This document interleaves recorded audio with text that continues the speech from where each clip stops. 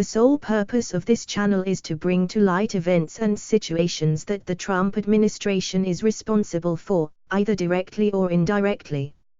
It is our viewpoint that Trump and his cronies have done more damage, either directly or indirectly, to this country than any other president in the history of the United States, and that he must be stopped. To that end, we hope you will support this channel and help us see this tyrant removed from office. USA disgrace. 3 things are critical about this WhatsApp exchange. First, while the Ukrainians were in Washington at the White House, Mr. Giuliani had been communicating with Ukrainians without our knowledge. Ambassador Taylor, Ambassador Volker, and I were all surprised by this.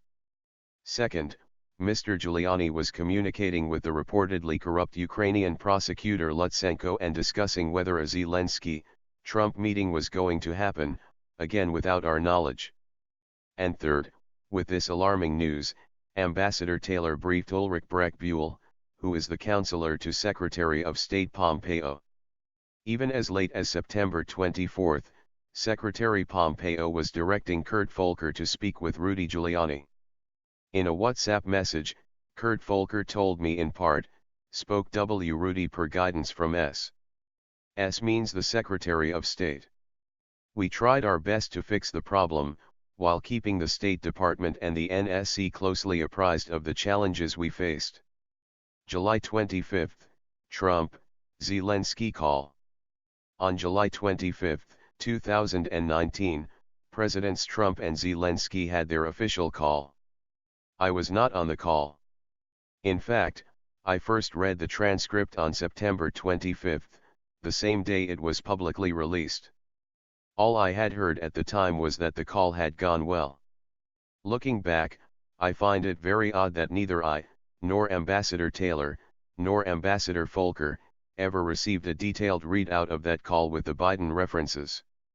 Now, there are people who say they had concerns about that call. No one shared any concerns about the call with me at the time, when it would have been very helpful to know. July 26, meeting with President Zelensky. On July 26, 2019, Ambassador Taylor, Ambassador Volker, and I were all in Kiev to meet with President Zelensky. The timing, immediately after the call between Presidents Trump and Zelensky, was entirely coincidental. The Kiev meetings had been scheduled well before the date of the White House call was eventually fixed. During our Kiev meeting, I do not recall President Zelensky discussing the substance of his July 25 call with President Trump. Nor did he discuss any request to investigate Vice President Biden, which we all later learned was discussed on the July 25 call. This is consistent with the reported comments from Ambassadors Volker and Taylor. After the Zelensky meeting, I also met with Mr. Zelensky's senior aide, Andrea Yermak. While I do not recall the specifics of our conversation, I believe the issue of investigations was probably a part of the agenda. July 26, call with President Trump.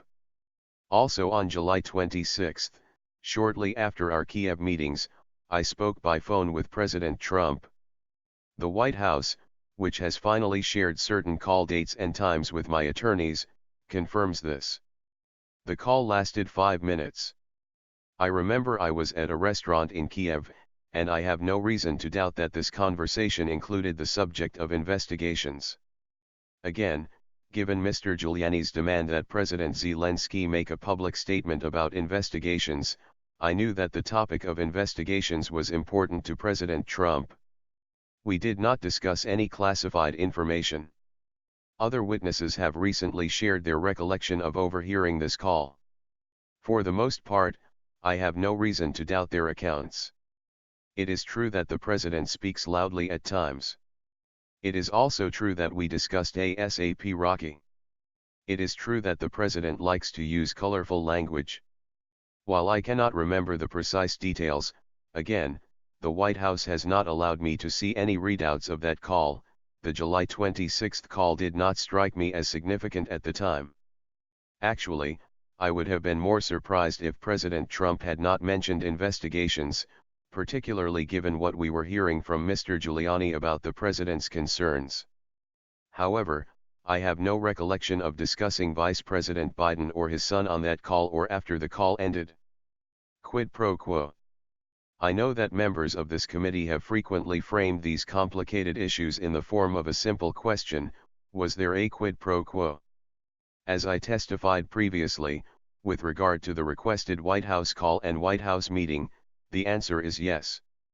Mr. Giuliani conveyed to Secretary Perry, Ambassador Volker, and others that President Trump wanted a public statement from President Zelensky committing to investigations of Burisma and the 2016 election. Mr. Giuliani expressed those requests directly to the Ukrainians. Mr. Giuliani also expressed those requests directly to us. We all understood that these prerequisites for the White House call and White House meeting reflected President Trump's desires and requirements. Within my State Department emails, there is a July 19 email that I sent to Secretary Pompeo, Secretary Perry, Brian McCormick, Perry's Chief of Staff, Ms. Kenna, Acting Chief of Staff and OMB Director Mick Mulvaney, White House, and Mr. Mulvaney's Senior Advisor Robert Blair. A lot of senior officials. Here is my exact quote from that email: "I talked to Zelensky just now. He is prepared to receive POTUS call. Will assure him that he intends to run a fully transparent investigation and will turn over every stone. He would greatly appreciate a call prior to Sunday so that he can put out some media about a friendly and productive call, no details, prior to Ukraine election on Sunday." Chief of Staff Mick Mulvaney responded, "I asked NSC to set it up for tomorrow. Everyone was in the loop. It was no secret. Everyone was informed via email on July 19, days before the presidential call.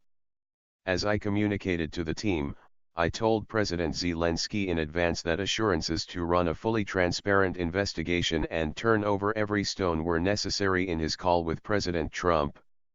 Also on July 19, 2019, in a WhatsApp message between Ambassador Taylor, Ambassador Volker, and me, Ambassador Volker stated, "Had breakfast with Rudy this morning, teeing up call with Yermak Monday. Must have helped. Most important is for Zelensky to say that he will help investigation, and address any specific personnel issues if there are any." On August 10, 2019, Mr. Yermak, Zelensky's presidential advisor, texted me as follows: "Once we have a date, we'll call for a press briefing, announcing upcoming visit and outlining vision for the reboot of U.S.-Ukraine relationship, including among other things Burisma and election meddling in investigations." The following day, August 11, I sent an email to Councillor Breck Buell and Lisa Kenna, addressing Secretary Pompeo with the subject Ukraine. I wrote, "Mike Kurt and I negotiated a statement from Zelensky to be delivered for our review in a day or two. The contents will hopefully make the boss happy enough to authorize an invitation. ZE plans to have a big presser on the openness subject, including specifics, next week." Lisa Kenna replied, "Gordon, I'll pass to S, meaning Secretary Pompeo. Thank you."